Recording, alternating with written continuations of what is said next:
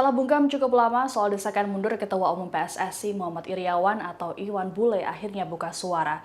Iwan Bule menilai langkah untuk mundur bukanlah solusi untuk menyelesaikan masalah tragedi Kanjuruhan.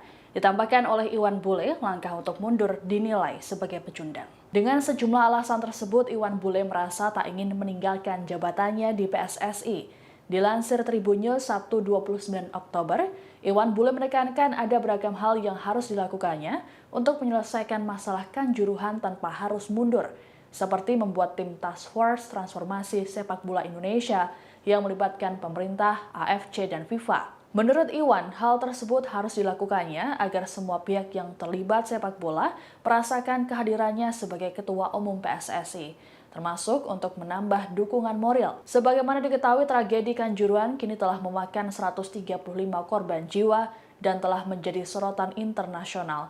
Terkait kasus ini, Polri pun melakukan penyelidikan dan telah menetapkan 6 orang tersangka.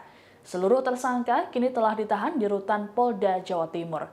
Dalam perkara ini, Iwan Bule juga sudah menjalani pemeriksaan di Mapolda Jatim beberapa waktu lalu. Kadif Humas Polri Irjen Dedi Prasetyo dalam keterangannya pada Sabtu 29 Oktober mengatakan bakal ada tersangka baru dalam kasus ini.